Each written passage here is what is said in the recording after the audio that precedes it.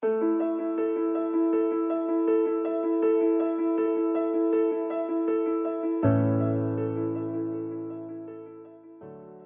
was March the 10th, 4 years ago, Mother's Day.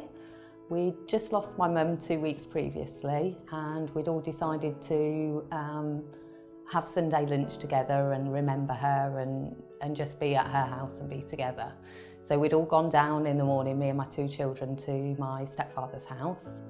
We had some lunch, or making some lunch, and the children were sort of playing in the conservatory. Started to not feel 100%, started to feel a bit sort of cold, flu-like symptoms, but to be honest, we just sort of put that down to the last couple of weeks being quite emotional and the fact that we'd lost my mum.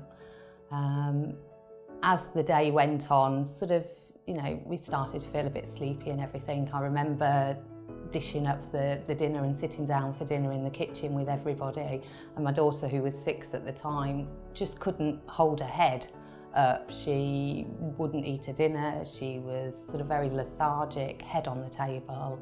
But we'd all got headaches. My stepsister felt slightly dizzy, but again, just put it down to time of the year, the emotions that we were probably going through for the day. So after dinner, after we'd cleared everything up, we decided that we were going to have a sit down together. I thought I'd give my daughter some medicine. For whatever reason that day, I could not find the medicine I normally had at my mum's.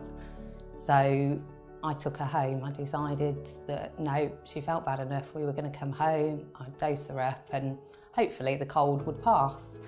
The 3 of us got home, we fell asleep on the sofas, woke up about an hour later not feeling any better. I mean, I'd got a thumping headache, just couldn't sort of shift it or anything like that.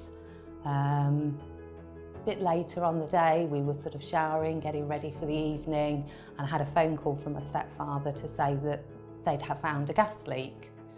So just something in the back of my mind with the symptoms and knowing that the gas had been faulty, or the boiler had been faulty, just made me Google our symptoms, and carbon monoxide poisoning came up. So I rang 111. They were really, really good. They rang us straight back and said that they thought we'd probably had carbon monoxide poisoning. So they decided that we ought to go to the hospital. We went off to the hospital. I picked my stepsister up and they did the tests for us. They took arterial blood from both me and my stepsister, and we were both found to have quite bad carbon monoxide poisoning. My stepsister had 70% carbon monoxide in her bloodstream and I had 30%. Luckily, the children weren't that affected. They were kept in just as a precaution. We were both put on oxygen, and my stepfather came over. He had absolutely no symptoms whatsoever and was adamant that he wasn't going to come to the hospital. He did, and he had 50% carbon monoxide in his blood system at the time. So he was put straight on oxygen as well, and we were in hospital for overnight. He was released later the following day. And my stepsister, she was in hospital for a good 5 days. Following day, the gas board came out. My mum and stepfather had always had their boiler serviced yearly. They had a contract, they came out and serviced it every year. They had, unfortunately, missed one service purely because of the chemotherapy that my mum was going through at the time. It coincided with that, so they delayed it, and under the circumstances it was just something that they hadn't then got round to doing. The gas board came out and tested all the appliances, because to start off with they were saying it couldn't be carbon monoxide due to the fact that they could smell gas. The engineer did the open fire, he tested the oven, and then when he tested the boiler, that went straight off the scale with carbon monoxide. And they say the only reason that they were able to smell something was because of some soot in the pipes. So the boiler was condemned and it was replaced within 2 or 3 working days.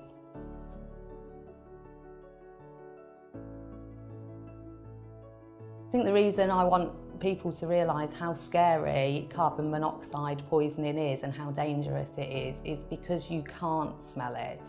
I mean, we were extremely lucky that day. Had we stayed longer in the house, I'm not sure that we'd be here to tell the story.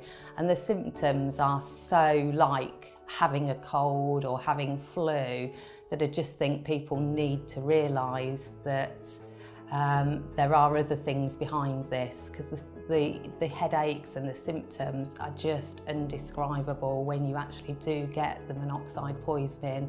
It isn't something you'd want anybody to experience.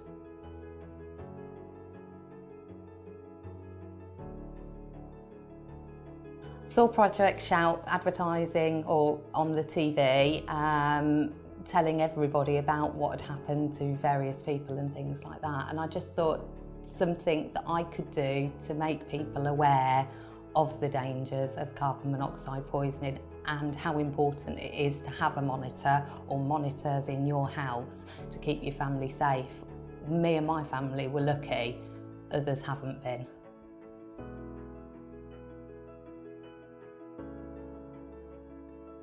The advice I'd give people for carbon monoxide is to make sure that you have your appliances serviced every year. Make sure they're all checked, not just your boiler, but your gas appliances, any wood burning stoves, fuel burning stoves or anything like that. And above all, spend that £15–20 on a carbon monoxide alarm because it will save your life.